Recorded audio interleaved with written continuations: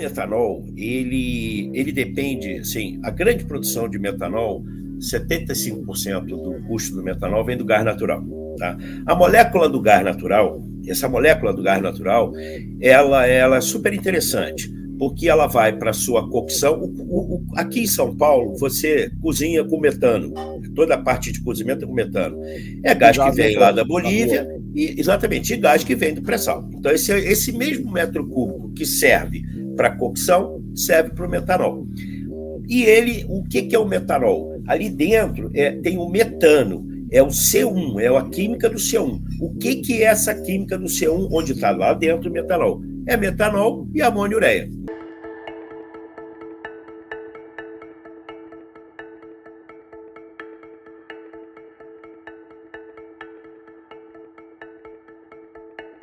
Olá, sejam bem-vindos a mais um episódio do nosso podcast Missão Desenvolvimento. Sou Paulo Gala e tenho a honra e a alegria de receber aqui o professor Carlos Lopes para uma conversa sobre a química sustentável, a química do futuro, mais especificamente sobre metanol, que é um tema muito interessante, tenho acompanhado desdobramentos mundo afora de uso de metanol em navios, a Maersk que tem usado, tem uns casos de aplicação fantástica, com uma energia muito mais limpa, muito mais interessante, mas eu sou economista, não entendo nada de energia, muito menos de química, então vamos conversar com quem realmente entende do tema. O professor Carlos Lopes teve a gentileza aqui de nos presentear com um pouquinho do tempo dele, professor, então seja muito bem-vindo aqui. Se apresenta brevemente para quem não te conhece, você já é meio habituê aqui do canal, mas para quem não te conhece ainda, se puder falar um minutinho ou dois do que você tem aprontado, seja bem-vindo. Ok. Muito obrigado, professor Paulo Gala. É ótimo estar aqui, tentar passar um pouco essa visão. Bom, eu sou o Carlos Lopes, né? Eu trabalhei 32 anos na Petrobras, eu fiz a Universidade do Estado de Economia, aí depois eu fui para a Petrobras, aí eu fiz um mestrado de Engenharia Industrial e fiz um mestrado de óleo e gás. Então, trabalhei sempre na área de energia e derivados de petróleo. Na experiência da Petrobras, eu fiquei cerca de 9 anos na Metanor Copenor, que é uma empresa que produzia metanol no Brasil, era em pequena escala, a partir de gás natural, tinha uma outra que era a Procint, lá no Rio de Janeiro. Bom, e depois, 32 anos, fiz vários empreendimentos, mas realmente o gás foi onde eu gostei muito de trabalhar, fiz uma tese de mestrado lá na UFRJ, e continuei trabalhando de gás, fui trabalhar em consultoria. Nessa consultoria, inicialmente, 4 anos, com o pessoal de gás, da Gás Energy, eu participei do estudo da diversificação da indústria química, que durante 1 ano e meio nós estudamos a indústria química financiado pelo BNDES e colocamos aí para todo o mercado, graciosamente, está na página do BNDES, na área de conhecimento, as oportunidades que existem na indústria química. A indústria química é um segmento que participa de toda a matriz. O gás para o Brasil também é parte desse... O gás para o desenvolvimento, né?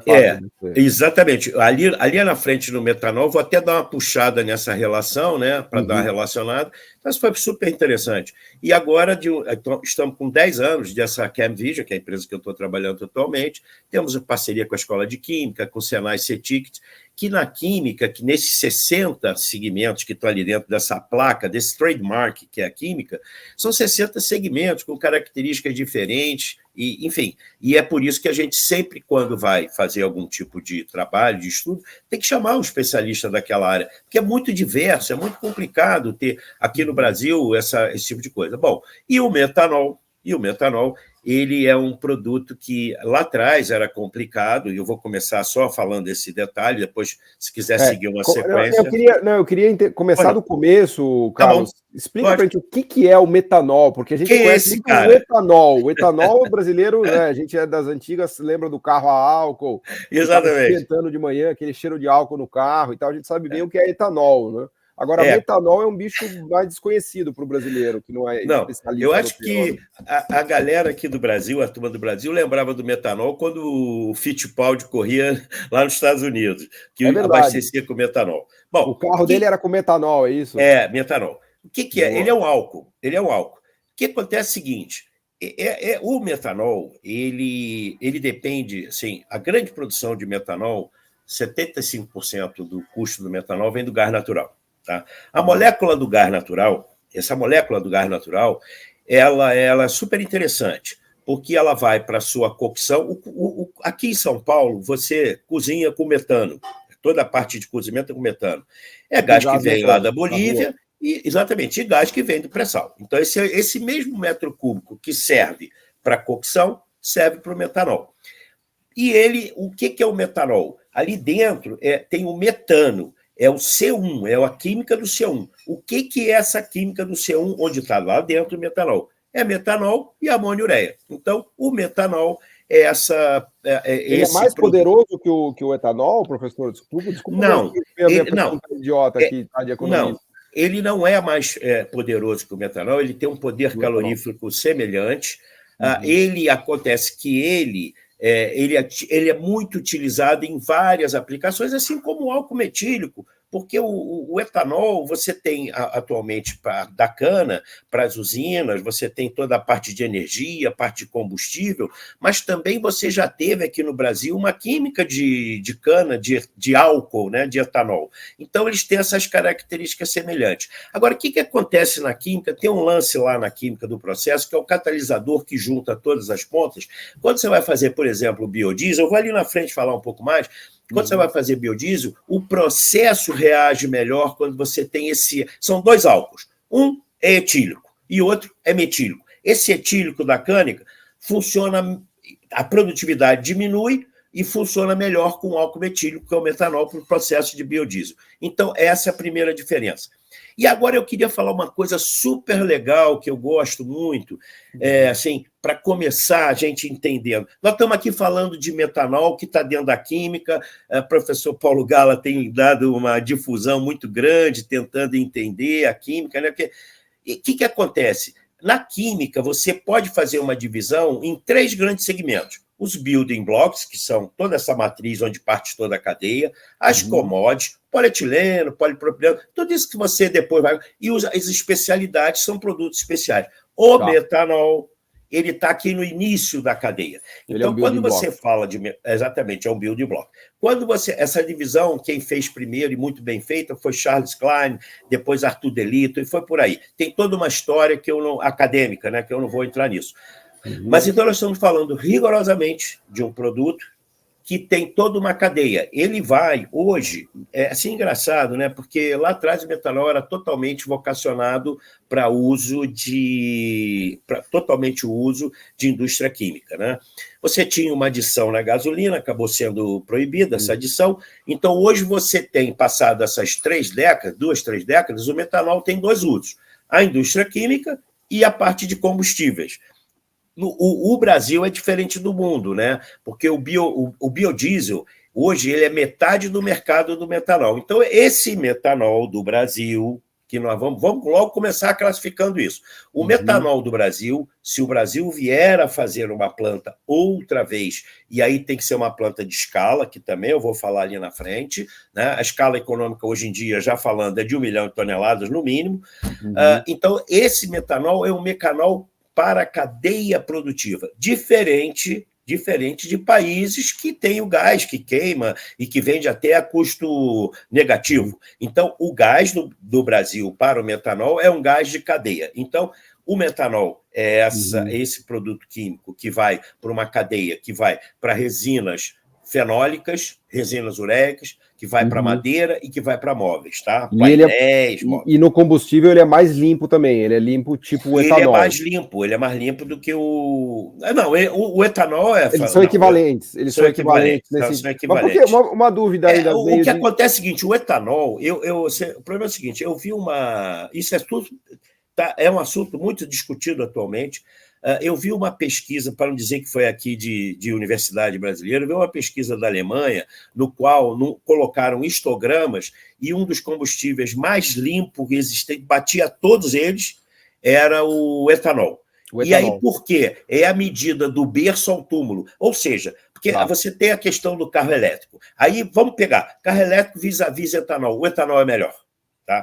Etanol versus metanol. O etanol é melhor. Então, assim, se a gente for, não é agora, discutir essa questão de neutralidade, de emissão de carbono, produção de produtos de baixa emissão de carbono, o etanol é imbatível. Agora, o metanol, nesse caso, você pega o gás, captura o gás, e o processo de metanol captura o produto. Então, entendi. Quando você faz, então é realmente muito então, por interessante. exemplo, a Maersk, quando usa o metanol nos navios, que ela está com o transporte muito mais limpo, ela não queima diesel, ela usa metanol, que é muito melhor, mas ela não tem etanol porque ela não tem cana-de-açúcar, então ela pega do gás e faz o metanol, é isso? Exatamente.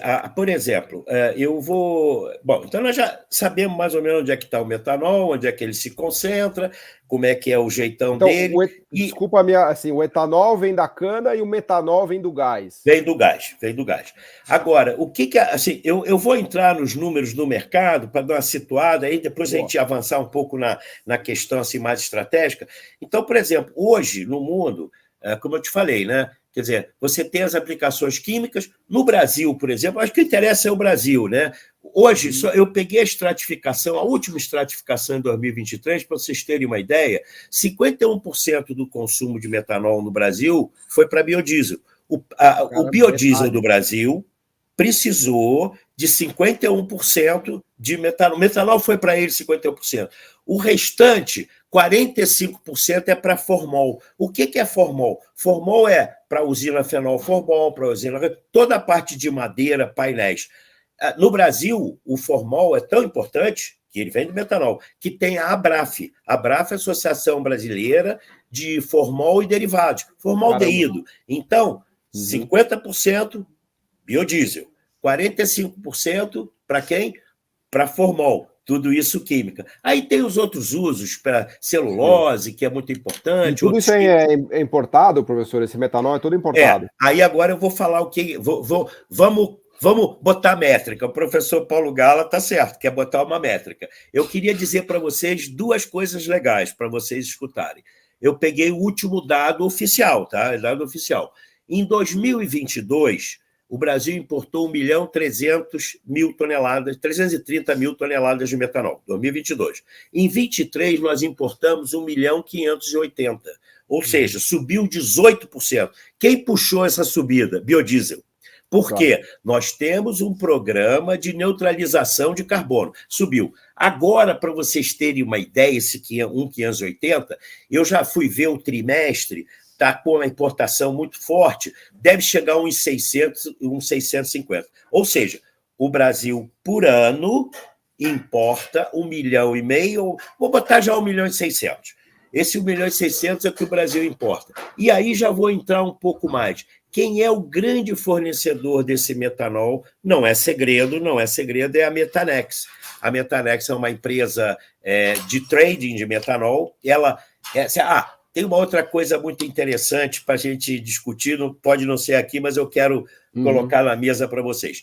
Geralmente, quem produz metanol de grande escala, ele não faz a agregação de valor do downstream, abaixo, a jusante, porque ele acha que ele é um produtor de metanol, ele não pode contaminar o mercado dos seus clientes. Acho que isso é importante a gente pontuar isso. Então, já que a gente está nisso, só um parênteses, professor, você fala que tem uma cocção do gás, é isso? Para transformar, você precisa misturar com amônia e ureia para virar em metanol. Você pega o gás...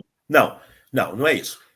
Quando você pega o gás, você faz a reforma do gás, você separa o metanol na síntese, e a síntese você tem a produção de metanol. Hoje você tem um investimento fixo hoje de planta de metanol, ele é uma reforma, uma síntese e sai metanol. Quando você tem unidades para fazer amônia e ureia, você tem a mesma reforma, a mesma síntese e sai amônia e ureia. Tá? Então, o que tem de novidade nisso aí, que é sensacional, e para o Brasil não ter feito lá atrás, o Brasil pode tomar essa carona, que eu te diria que é um breakthrough.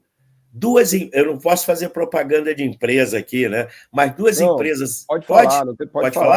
Pode falar? A Linde e a Lurg, tem outras empresas, mas me ocorre essa, porque quando eu trabalhei na planta, eles estavam desenvolvendo, e até fui ver, já tem esse protótipo. Elas fazem o quê? Que quando você tem um investimento fixo, 60%, 55% a 60% do investimento fixo está ali na síntese do gás. É o tal do Syngas.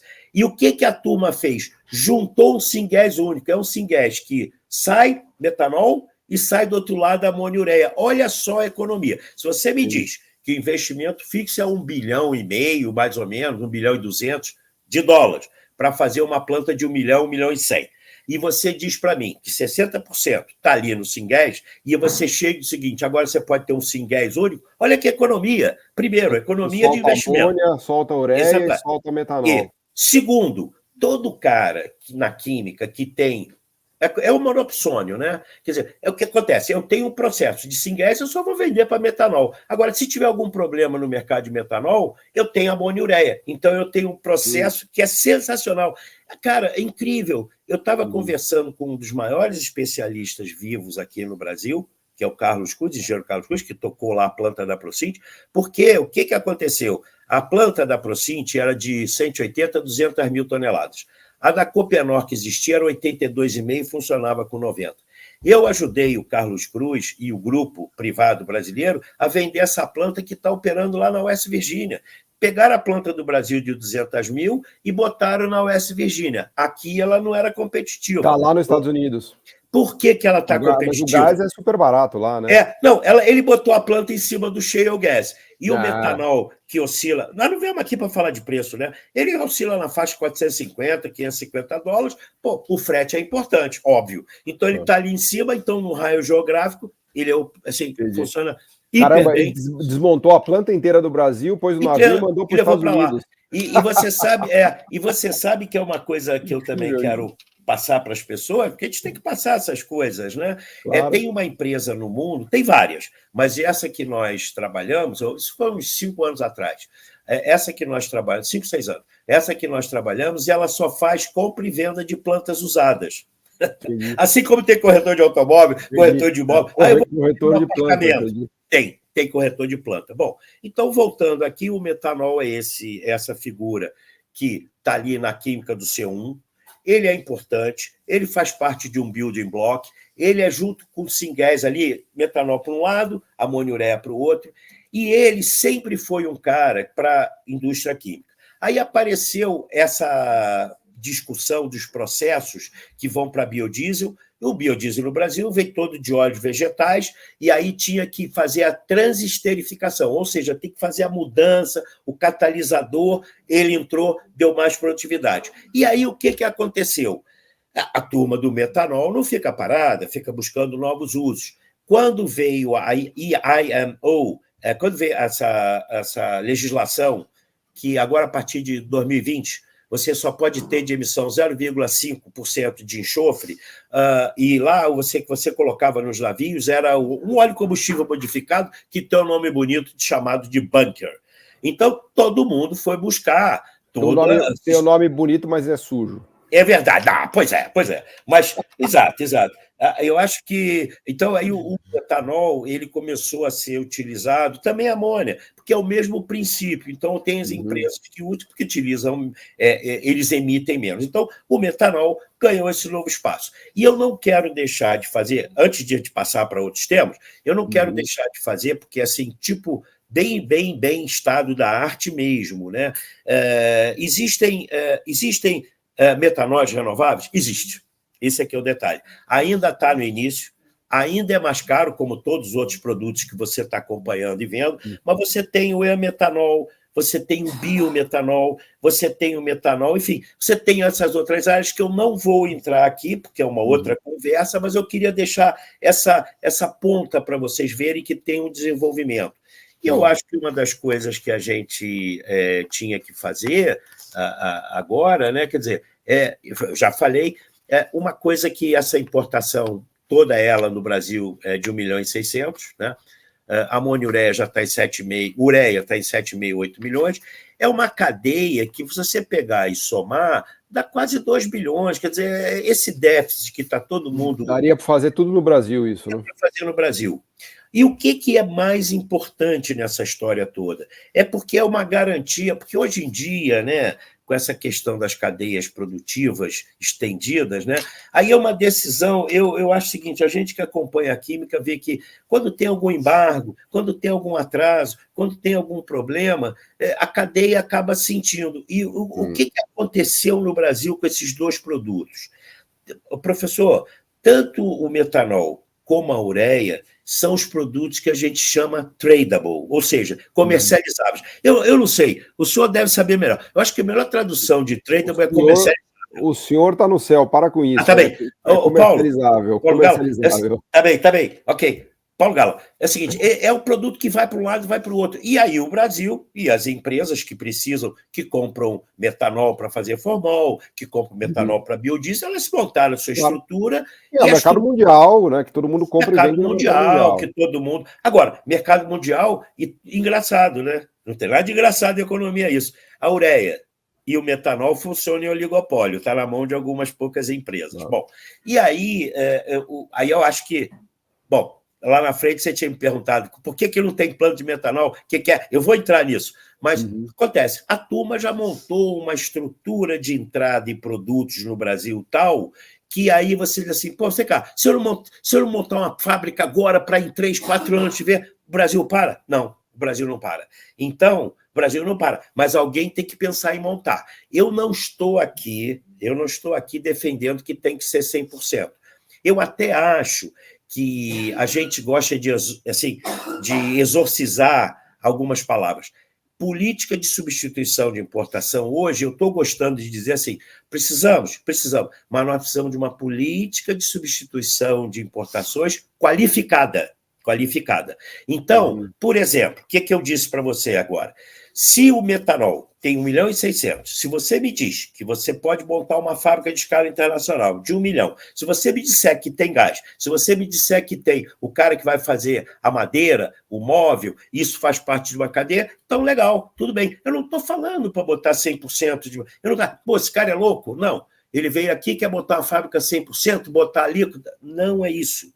Tem gás, tem mercado e tem um produto ali no meio que falta. É simplesmente, se você acredita que as cadeias estendidas, elas trazem mais valor e elas são mais qualificadas, um produto como o metanol se encaixa nisso.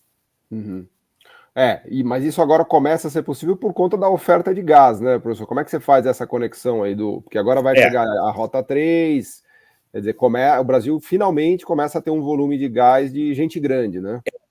Na nossa conversa anterior, nós falamos muito de gás, e eu vou agora falar um pouquinho. Todas as empresas que têm ações no mercado americano têm que fazer o Form 20, né? A Petrobras publicou um Form 20, se você for lá, tem tudo isso que eu estou falando aqui agora, e mais alguma coisa. É sensacional, né? Porque isso... Desculpa, o que tem nesse Form 20? Desculpa a minha ignorância. Não, exatamente. Tem todas as áreas, eu até estou com ele aqui para não... Eu sei até os números de cabeça, mas acontece que eu não quero errar. Mas é o seguinte, nós temos aqui essa Caraguá, foi a primeira, é a Rota 1, Caraguatatuba, né?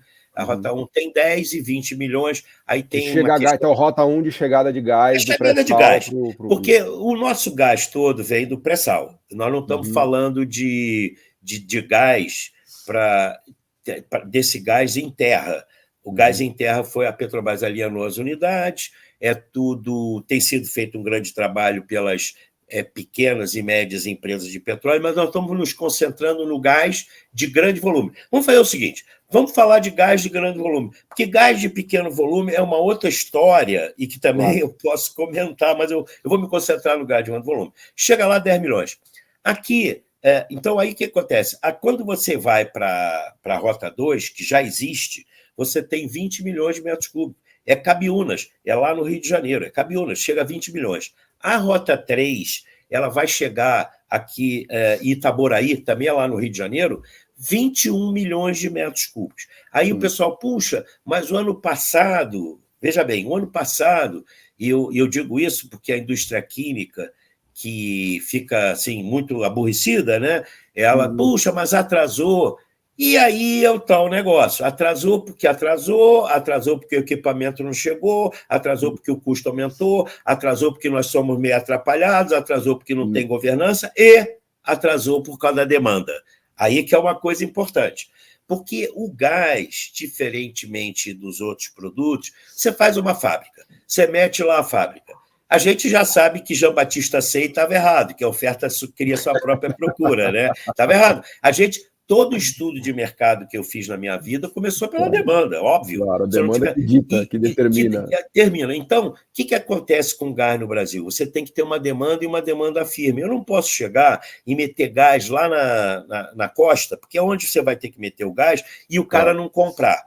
Claro. As petroleiras, para vocês entenderem bem, reclamam o seguinte, se eu estiver te vendendo nafta, porque, por exemplo, nafta, o cara vende nafta, se o cara lá da Braskem, seja no Sul, seja em São Paulo, seja lá em Camaçari, se ele não quiser, ele pumba, ou ele bota no pool de gasolina nafta, que é uma gasolina de baixa qualidade, ou ele vende no mercado internacional. Se ele o nafta é tradable, né? O gás é não tradable. Exatamente. Então, nós temos aí uma pequena dificuldade de suprimento. E aí, tem uma coisa, lá nos Estados Unidos, e tem 2 grandes mercados de gás, que grande, fantástico. Seja nos Estados Unidos, seja lá no NBP, que é da Inglaterra, é um hub virtual. O que acontece? Se eu chegasse com esse gás e não tivesse, sei lá, algum tipo de problema de 1, 2, 3 dias, eu tivesse estocagem, eu metia na estocagem. A lei do gás, a primeira e a segunda fala muito mais de estocagem, mas nós ainda estamos atrasados nisso. Então, o que acontece? O estoque de gás está nos dutos, e está no navio de GNL ali na ponta, eu não tenho como fazer. Então, o que eu acho que, além de tudo, o metanol pode ajudar? O metanol pode ser âncora, é que nem num shopping. Você vai fazer um shopping, você não bota uma lojinha pequena. É uma loja âncora. Uma âncora, exatamente. Então, ele pode ser. Além da química, você tem 2 grandes segmentos para o gás. 3 grandes. Um é a térmica. Por que a térmica é importante? Ela é de grande consumo, 4, 5, 6 milhões de metros cúbicos. Esses campos são campos, você viu, 15, 18, 20 milhões de metros cúbicos. Nós vamos colocar 50 milhões de metros cúbicos do pré-sal na costa, com as 3 rotas, é isso? Com a rota 1, 2 e 3, vai dar 50 milhões. Vamos. Tá. E então, a planta de metanol, quanto que uma planta de metanol de grande escala, grande fonte consumiria? 2 milhões de metros cúbicos dia. Olha, esse número, eu até...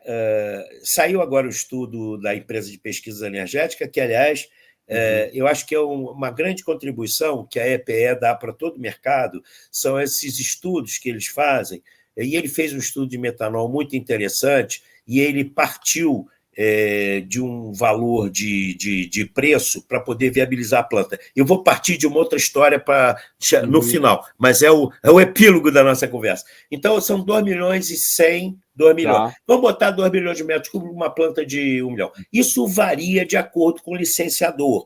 E aí tem a questão do catalisador. Se você for falar com o cara que está te vendendo a tecnologia, ele vai dizer, você não precisa de 2 milhões e 200, com 1 milhão e 900 você faz. Na prática é 2.200. O cara que quer vender a tecnologia sempre diz isso. Claro. Mas então, 2 milhões. Tá, legal. Uma planta um grande complexo, eu participei do estudo do complexo de Linhares, lá no Espírito Santo, sabe? Tá. E lá, qual era a grande história? A gente ia botar uma térmica, 4, 5 milhões, firme. Ia botar uma planta de amônia e ureia, 2 milhões e 200, ia botar uma de metanol, 2 milhões, 4 com 5, 10 milhões. É o tipo do freguês, do cliente que a indústria do gás quer. O restante, ela vai tradar, vai fazer o que quiser. Mas isso aí não andou para frente? O que aconteceu com esse complexo de Linhares? Não, esse complexo de Linhares não andou para frente porque teve uma grande discussão, teve mexida na Petrobras, teve troca. Mas a ideia é boa. A ideia é boa. Um shopping center ali para consumir gás de 10 milhões. E a ideia é boa. E agora eu vou entrar no... Eu estou falando muito de suprimento. Eu gosto muito de... Quando você me perguntou, dá para fazer uma planta no Brasil? Eu acho que tem 2 vertentes, suprimento e preço. Bom, e o que não andou lá? O suprimento, eu vou falar um pouco... Ali na frente eu vou descer no detalhe do suprimento e do preço.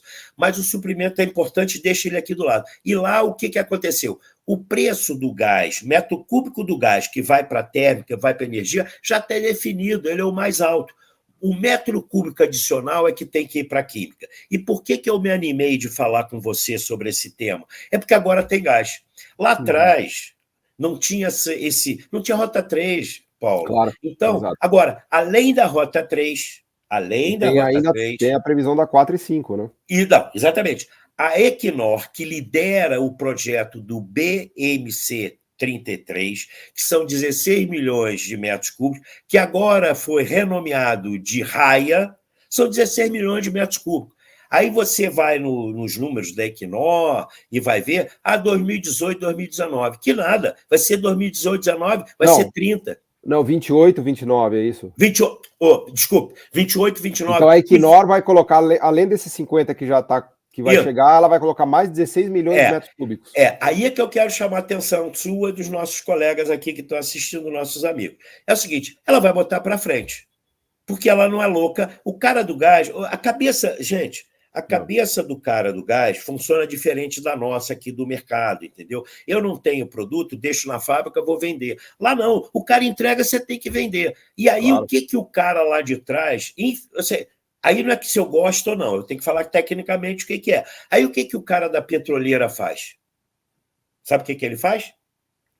Ele faz o seguinte, que todo gás do Brasil, esse, tirando o Espírito Santo e uma outra área, mas o principal gás do Brasil é associado a petróleo. O que ele faz? Ele pega, reinjeta para tirar óleo, e óleo é tradable. Então, é tão simples quanto isso. É que a gente reinjeta o dobro da média internacional, né? E é tão simples.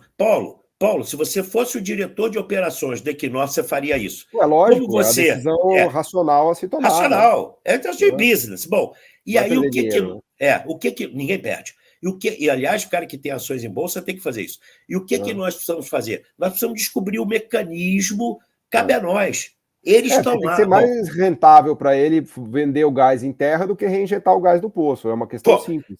Exatamente. Agora tem um detalhe. Se a indústria química, eu, como falei, já vou antecipar, né? Se a indústria química funciona com contratos de 15, 20 anos, eles podem ser que peraí, esses 2 milhões me interessa colocar na mão desses caras. Esse cara vai ter, como é que eu viabilizo? Eu não vou poder dar Henry Hub, mas eu tenho outras saídas. Eu vou falar isso no final. Bom, então, esses 16 milhões vão entrar em 2028, dito, mas acho que vai ser 29 ou 30, vai dar uma adiada, e tem mais um outro 16 milhões caminhando, que é o tal do Sergipe Alagoas, chama SEAL, 16 a 18 milhões. Quanto que vem da Bolívia, Carlos? Só para não, esse gás é Sergipe Alagoas. Não entendi, mas só para quanto que vem lá do gasoduto da Bolívia, só para ter grandes números. Já veio 30 milhões, caiu para 20 e agora está em 16. Tá. Quer dizer que a gente vai ter 4 vezes o que vem da Bolívia, daqui a 5 anos a gente vai ter 4 vezes chegando no pré-sal. Eu fui muito a Santa Cruz, fui muito lá na Bolívia com o pessoal da IPF, e a turma lá, os economistas, os engenheiros, já diziam assim, poxa, gente, cuidado, que na hora que a Petrobras começar a botar gás on-stream, nós vamos ficar em córnea. Os caras vão botar a gente lá na Bacia das Almas, com os preços, mas o gás que certamente você usa na cocção da sua casa, boa parte deve ser da Bolívia. Já usou muito da Bolívia. Então, isso acho que é super importante, porque isso completa a equação. Essa equação do gás, para a gente voltar ao metanol, ao nosso metanol, essa equação do gás é isso. Tem que ter o gás que venha de GNL, por quê? Que é um backup de sistema. Tem que ver o gás da Bolívia, que é um backup de sistema. Pode vir realmente o gás do shale gas, que é aqui da Argentina, que é uma outra história. É verdade, e eventualmente até o Vaca Muerta pode se conectar nessa história toda. Pode se conectar. Agora, para fazer esse metanol, voltando aqui ao metanol, para fazer esse metanol, eu acho que aqui, o Brasil é fantástico, Olha, o gás olha para o Brasil e diz assim, puxa, olha que freguês, olha que cliente. Você olha, tem um cliente gigantesco de 2 milhões e 100. De metanol, só de metanol. E o que esse cara do metanol vai fazer? Ele não vai ter que ir no mercado competir, não. Ele vai vender aqui internamente. Então, está tudo na nossa mão. E aí é que é o tal negócio que eu acho, né, que, assim, você tinha me provocado e que eu... Estou vendo aqui o tempo passar, eu acho que eu tenho uma sugestão de saída para essas coisas. Aí você Como é que resolve o preço? Bom, aí o que acontece? E eu tinha já botado isso lá na tese, mas, enfim, mas eu resolvi fazer um levantamento diferente, professor. Desculpe, Paulo Gala. É que eu sou assíduo do Paulo Gala, dos livros, dessas coisas todas, eu acho fantástico. Você que é professor aqui, eu sou aluno, você está inventando as coisas. Eu sei, não, tá legal. Bom, aliás, adorei o André, né, falando sobre mercado, mas depois isso é outra história. Bom, o que acontece? Tem dois... Por que o Brasil fechou a planta? Primeiro, porque não tinha escala. Segundo, quanto a gente chegou a produzir? 200 mil, 300 mil? Olha aqui, nós produzimos 180, 200 da Procint, lá no Rio de Janeiro, e 90 da... 290, 290. Tá. Esse foi o máximo de produção de metanol no Brasil. Tá. E hoje é zero. É zero. Tá. E não tem nem alíquota. Então, o que acontece? Lá no passado, o preço do gás ele tinha um valor que era fixado por uma portaria. Aí depois, quando as plantas fecharam, liberdade total, traz, importa, e está funcionando bem. Quer dizer, e com um detalhe, eu vou entrar no suprimento e no preço, que são as duas variáveis, os drivers que definem fazer ou não uma planta. E com um detalhe que é importante. A turma que compra metanol para a cadeia produtiva, para fazer formol, para fazer biodiesel, o pessoal que compra ureia, porque vem tudo da Singuera, para fazer os fertilizantes, para fazer todos os derivados, que é amônia e ureia, todos os derivados de amônia, a turma já está acostumada. Então, por que a turma vai pegar e mexer no que está funcionando e funciona bem? Porque o Brasil, apesar dos terminais estarem todos eles tomados, que tem um problema sério no Brasil, que todos os terminais estão tomados, ainda assim, essa história eu escuto há anos, viu? E a todo ano vai aumentando, todo ano a turma vai dando um jeito e vai fazendo as coisas. E, detalhe, tem uns 3 ou 4 terminais que eu conheço sendo anunciados aqui no Brasil. Quantos terminais a gente tem para importar isso, Carlos? Entra muito por Paranaguá e aqui por Santos. Tá? Paranaguá é fantástico. Paranaguá, sim, eu posso... E a gente já pega esse metanol, já vem líquido, é isso? Já vem o metanol, você já vem, usa. Bom. E aí o que acontece? Quando você vai... E lá atrás tinha essa coisa de limitar, né, por um decreto, isso não funciona. Bom, então, por que eu hoje posso pensar em fazer uma planta de metanol no Brasil? Vou entrar primeiro no suprimento por 2 drivers. Suprimento e preço. Eu não recomendo a vocês que estão escutando a gente, tá, ficar refém de só discutir preço, senão a gente não avança. Nós acompanhamos no primeiro programa Gás para Crescer. O primeiro programa Gás para Crescer foi feito do gás, depois da reforma da 11.909, que foi a primeira de 2009, e essa última lei do gás.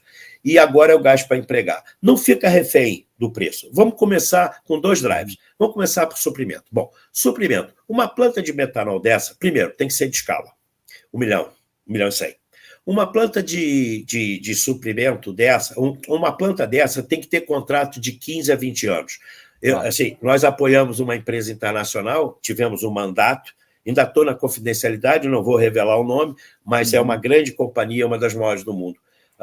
Que tem interesse. Que tem interesse de produzir metanol. E aí nós acompanhamos, e eu vi... nós fomos ao BNDES, fomos à agência de petróleo, circulamos com ele, ganhamos o mandato, circulamos. E aí eles queriam 15 a 20 anos de contrato. 2 milhões e 100.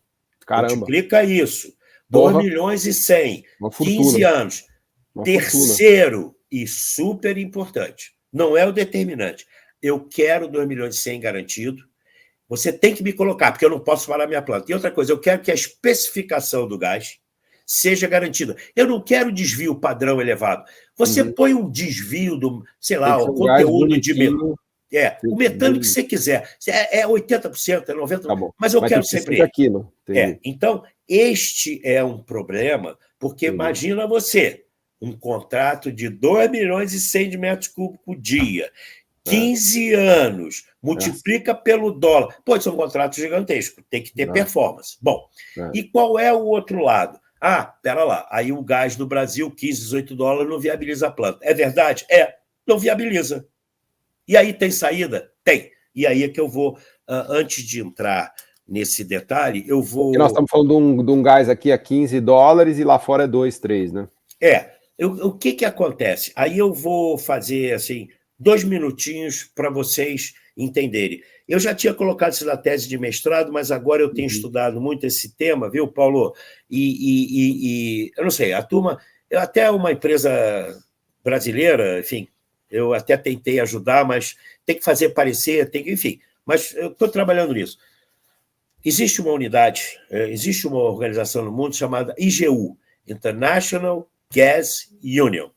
E eu fui na International Gas Union, me contatei com eles, tá? E eles, em 2021, né, voltaram a publicar o que eles chamam Wholesale Gas Price Survey Edition. Esse wholesale, na verdade, é o mercado de atacado de gás. Tá? Mercado de atacado de gás. E aí, gente, olha que coisa interessante. Ele tem um mapeamento do preço do gás no mundo. Aí. Exato. Olha que coisa interessante, porque eu podia já ir direto, o que eu acho, mas eu vou alinhar com todos vocês, que a gente tem aqui os minutinhos finais. Eles levantaram todas as modalidades de tipos de formação de preço. Eu vou rapidamente. Você tem uma modalidade que é de gás-gás. O preço do gás é determinado pela interação de oferta e demanda. Existe isso no mundo? Existe. Nos Estados Unidos, Henry Hub. E para o Reino Unido, NBP, National Balance Point, ou seja, oferta e demanda. Tem mais alguma outra coisa? Sim, tem um monopólio bilateral, que é um preço determinado por discussão de acordos bilaterais entre vendedor e comprador. Esses são mecanismos utilizados em alguns países que centralizam os preços. Tem o regulamento do custo do serviço, tem a questão do preço regulamentado pelo social e política, muito nos países árabes, e tem uma questão que é o net back price do produto final. O preço recebido pelo fornecedor de gás é função do preço recebido pelo comprador do produto final que vende ao mercado. Isso pode ser feito, isso pode ocorrer quando o gás é utilizado como matéria-prima e principalmente para uso de produtos químicos como amônia, ureia e metanol. Bom, você bota ele para participar no preço de venda do produto final do metanol. Então, só para dizer que preço depende, o gás é diferente do óleo. O óleo é tradable, todo mundo conhece, todo mundo sabe qual é o preço do petróleo. Porque como o gás é non-tradable, ele tem mecanismos de negociação diferentes. Diferente, né? Por região. Tem que ser resolvido ali no lugar. No lugar, ser, exato. Então, vamos olhar para o caso do Brasil. Tem nesse ranking, vou entrar em todos os detalhes, mas nesse ranking todo que existe, que foi levantado, de tudo que existe no mundo, tem duas grandes possibilidades. Eu tenho metanol, tá aqui com a minha unidade, o cara tem gás, o gás está crescendo, está aumentando, e a indústria de gás, assim, já vendi todo o metro cúbico para energia, que me paga mais, está tudo definido, está sobrando gás adicional. Vem cá, você do metanol, vem cá, quer me arrendar a unidade, chamado façon, o que até a Unigel tentou fazer no início. Eu pego a tua unidade, eu arrendo, você me paga um serviço e eu vou vender o metanol. Qual é o problema que eu vejo dessa modalidade? Essa modalidade exige que o produtor de óleo e gás olha para óleo e gás. Ele vai ter que entrar no mercado, ele vai ter que vender, ele não é da área. Eu vejo uma certa dificuldade. Não é impossível, não é impossível. É possível, sim, se eu tivesse gás sobrando, eu não tenho o que fazer, eu já queimei tudo que eu podia, porque também na queima você também tem limites técnicos para fazer isso. Bom, e qual é a outra modalidade? Hoje está fácil porque ele reinjeta e resolve o problema dele. Então, isso pois é, mas ele não pode fazer isso 100%, e indefinidamente também. E qual é a outra modalidade? Eu, que sou a indústria de óleo e gás, eu sou a Equinor, eu sou a Repsol, eu sou a Petrobras, eu vou fazer o seguinte, tudo bem, você vai vender o metanol no mundo, você é o especialista, você é empresa de metanol, né? Dessas grandes, metanol, Metanor, que eu falei, Metanex, essas grandes empresas, corporações internacionais, você vai vender a Sabic, que também tem, todas essas grandes empresas, você vai vender o metanol e você vai me dar, aí tem que ter uma certa conta, 15 anos, eu vou te dar um contrato de 15 anos, você vai garantir que vai me vender em 15 anos. Isso é melhor até do que... Existe uma modalidade aqui, que é o rateio de margem, que poderia ser uma derivada primeira tanto do façon como desse preço vinculado. Ou seja, vamos ver, aí tem que ter empresa de auditoria. Vamos simplificar. É o seguinte, eu quero vender o gás, você quer vender o metanol, tá? Você vai... No dia que o metanol tiver $550, $600, você vai me pagar um valor, porque ele é 70%, 75% do custo. Você vai me dar um valor. Óbvio, esse tipo de transação, pelo que eu sei no mercado internacional, é mandatado uma empresa de auditorias dessa internacional de uma conta corrente. Isso não se faz mês a mês, se faz por 6 meses, 1 ano, se repactua, se tem batente de cima, de baixo. Bom, tanto você paga uma proporção do preço do metanol, é o que você paga no gás. E qual é a grande vantagem, Paulo, dessa história toda? Que até porque nós estamos aí construindo esse mercado de gás. Qual é a vantagem? Você pode ter a tranquilidade que você está fazendo um acordo comercial. Você não está beneficiando A, B ou C. Porque o que acontece? Quando você faz o arrendamento, e a gente viu aqui, eu já fiz arrendamento com outros produtos tradable, e sempre dá uma certa desconfiança, por que você escolheu esse, por que não escolheu o outro? Eu acho que o arrendamento ele pode levar assim, alguns ruídos que eu acho que não deveriam existir, mas que infelizmente existiram, principalmente pelos volumes. Então, a questão comercial, de contratos comerciais, de vincular o preço do gás a commodity, soa muito bem. Já foi feito no mundo, é feito no mundo. Agora, como eu disse, por que nós estamos falando isso? Por que eu estou hoje aqui falando isso 10 anos depois? É porque hoje tem gás. É porque vai ter mais gás. E então vai ter muito mais gás depois. Eu diria para você, tentando... Se você me perguntasse para eu fazer um guess, eu assisto assim. Bom, nós estamos falando isso aqui hoje. É o quê? 21/6/2024. Eu vou te dizer uma coisa. Porque nós não podemos ter o Henry Hub no Brasil, porque, primeiro, nós temos 22%, como diz o Paulo Gala, temos 2% do PIB mundial, os Estados Unidos são 23% do PIB mundial. Segundo, aqui não tem oferta nem tem demanda igual lá, e não vai ser nos próximos 10 anos. Por que vai ter essa questão do gás vinculado ao preço?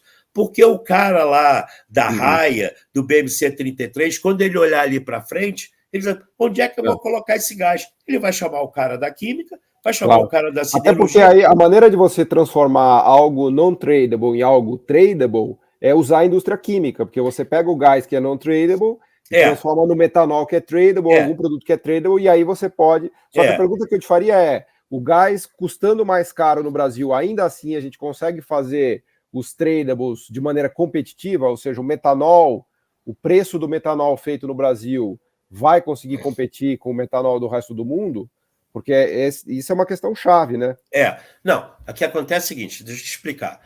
Isso é importante. O que acontece? Esse produtor de gás só vai fazer isso na hora que ele já tiver esgotado o metro cúbico para energia. Eu estou dizendo que ele vai esgotar e o metro cúbico seguinte vai ser para a indústria química. Bom, e aí tem uma coisa, não adianta a indústria química, eu não gosto dessa tese, porque agrega valor, olha gente, olha como é que eu sou bonito. Não, isso não funciona. O cara da indústria do gás e do coisa, ele quer ganhar dinheiro, deixa ele ganhar dinheiro. Eu estou dizendo o seguinte... Todo mundo quer ganhar dinheiro, essa é a regra básica, ninguém vai fazer nada por benevolência. Mas quando a gente pensa em país, a gente quer a cadeia produtiva estendida, quer agregar valor. É o que paga salário alto. É o que paga salário alto. Bom, então aí a gente está fazendo uma coisa comercial. O metanol, como eu te falei, tem 1.600.000, até lá fazer isso vai ter 2 milhões. Vai ser interessante porque o metanol que vai entrar no Brasil vai ser a referência do preço que você vai ter.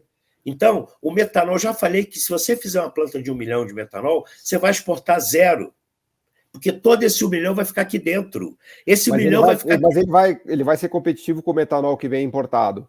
Vai, porque ele vai ser vinculado a essa cotação. O metanol hoje está 450, você bota ele aqui a 550, 580. Então, essa é a pergunta. Hoje a gente importa 450 o metanol. Você bota mais uns 10, 15% de internação. Então, o metanol... 550. O metanol colocado... E a 550, a planta rentabiliza pagando o gás a 15? Não, mas você não vai pagar o gás a 15. Eu não expliquei bem. O gás que você vai ter, vai ser aquela conta que o pessoal da EPE fez. Só que eles largaram o seguinte, se você de 5 a 7 tiver o preço do gás, você faz uma planta. Eu não estou dizendo que é de 5 a 7, eu estou flutuando o preço.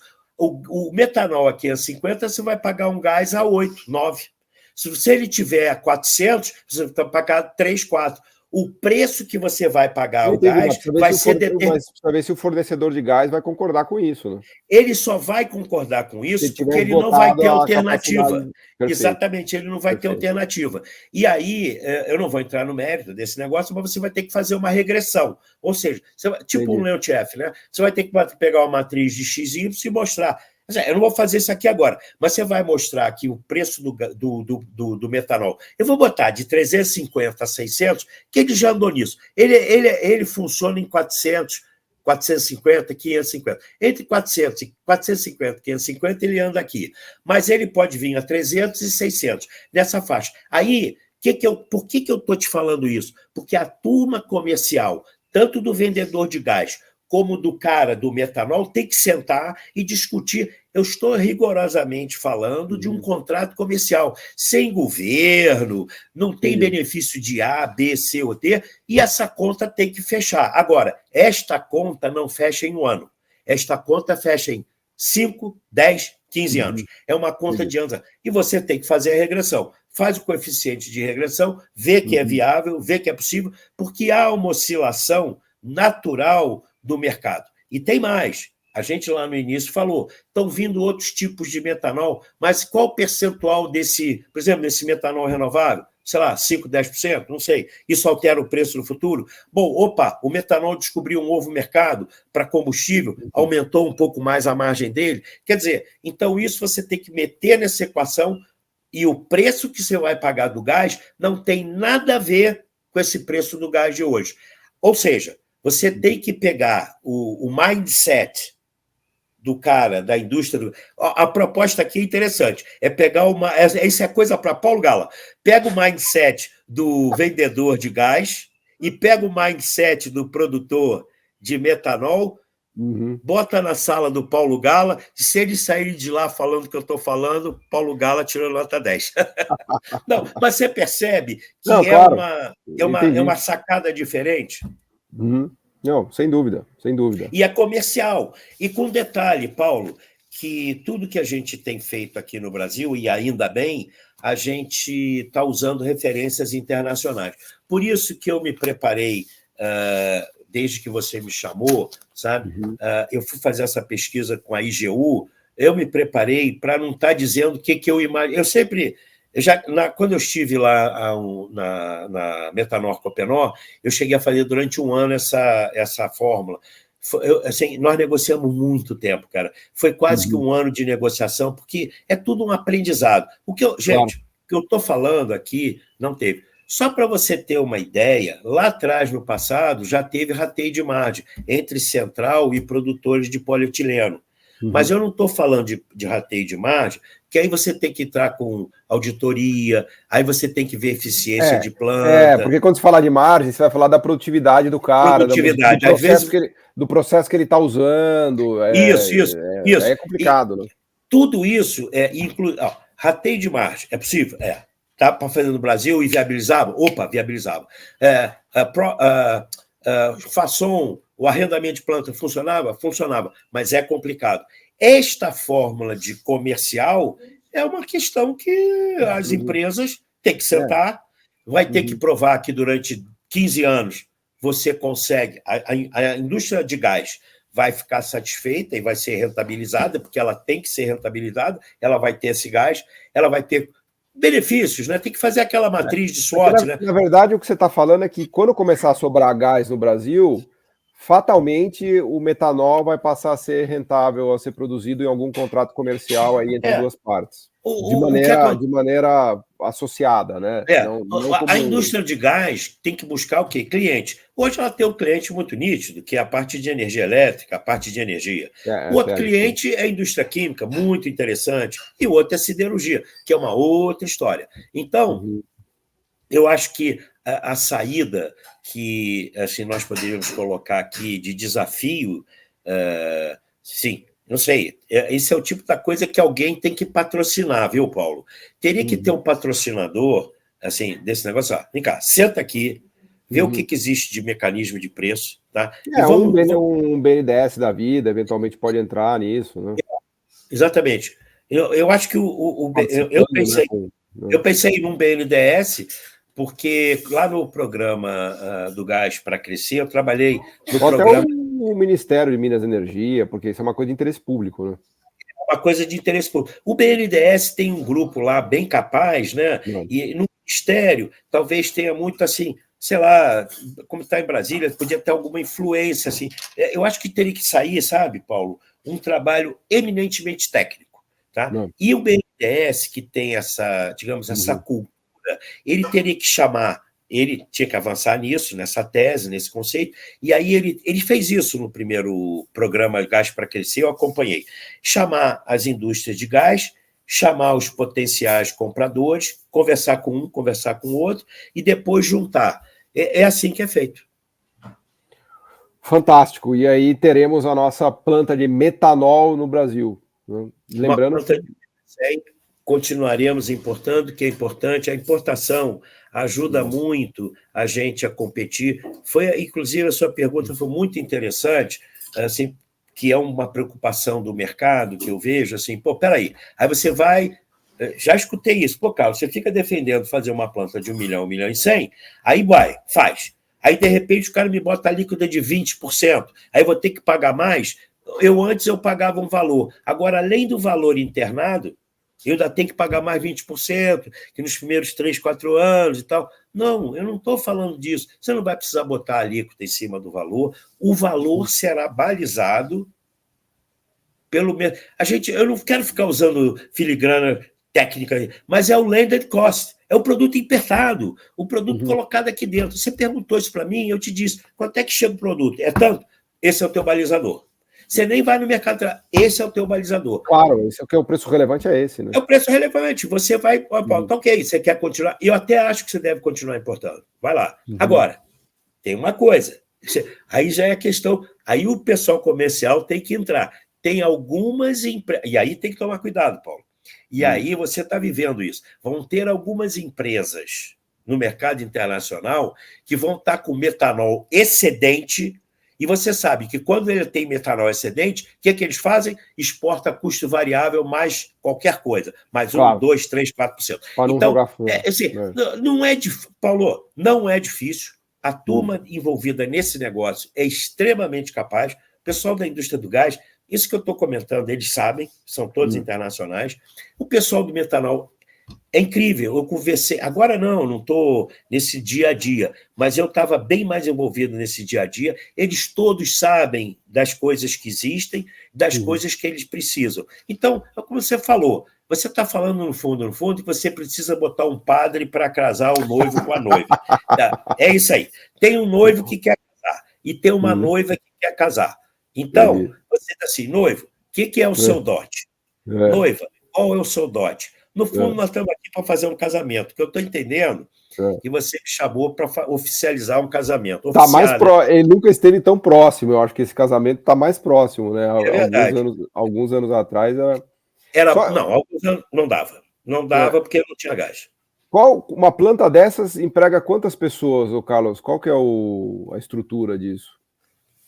Assim, grandes números. Eu entendo que ela é muito mecanizada, né? Uma planta, hoje em dia, elas devem ser muito automatizadas, né? Uma coisa que você viu que lá a Biquim, até, não é a Biquim, a ICC, a ACC, né? A Biquim dos Estados Unidos, que eles usam muito para não depreciar essa pergunta, é o seguinte, quando você pega uma planta, eu tenho uma planta de metanol no Brasil, eu tenho que pegar a cadeia. O metanol traz consigo uma cadeia que agrega de 7 a 8 vezes o valor. Então, você tem 400, 500 pessoas, as plantas modernizaram muito. E aí tem todo esse efeito irradiador, porque você vai ter, olha só, você vai ter plantas... Você vai ter plantas de formol, salário altíssimo. Agora, depois, o que acontece? Essa área de resina termofixas, eu estudei aí com alguma profundidade. Você sabe que o Brasil, em Tocantins, no interior do Paraná, em Palmas, interior do Paraná, 300 quilômetros de Curitiba, você tem as grandes produtoras de painéis de madeira. Você tem duas grandes empresas lá. É MDF, né? MDF. É de painéis, MDF e tudo. Você tem duas grandes empresas, Guararapes e Sudate, responsáveis por 50% da exportação de painéis aqui. E você tem os grandes produtores de resinas termofixas, fenolfermol, ureaformol. E eles usam metanol para isso. E usam metanol em Araucária. Não é à toa que as empresas de resina estão do lado do cliente, porque eles não têm shelf life, eles não têm tempo de... Então, você veja, isso tudo faz parte de uma cadeia. Lá você emprega muita gente, e tudo que está ao redor. Então, eu achei interessante os primeiros documentos que a ICC trouxe que a gente começou a ter acesso, estudar, né? Quer dizer, é bom, porque senão a gente acaba sem querer, a planta de metanol, 300 pessoas, 1 bilhão. Não, mas não é 300 pessoas, eu não faço metanol. Todo o ecossistema do metanol, né? E outra coisa que é muito importante, que eu já comentei, mas não sei se eu frisei. O Brasil não vai fazer uma planta de metanol para exportar metanol para qualquer outro lugar. Não é. O metanol todo é aqui dentro. Então, é diferente, por exemplo, de um cracking de polietileno, de poliurefinas, polietileno, polipropileno. Uma parcela você certamente vai ter que exportar. Aqui não. Você vai botar ele dentro de um sistema. Então, é isso que está em jogo. Eu acho que a conveniência do gás, da indústria do gás, com a conveniência de ter a planta de metanol, ela é oportuna, ela cada vez mais, na minha visão, está chegando perto. E se você pensa, se eu não fizer isso hoje, o mundo acaba? O mundo não acaba. Mas ali na frente pode ser que acabe. Ali na frente pode ser que seja ruim. É a parte do quebra-cabeça do gás, né? A coisa tem que se completar, né?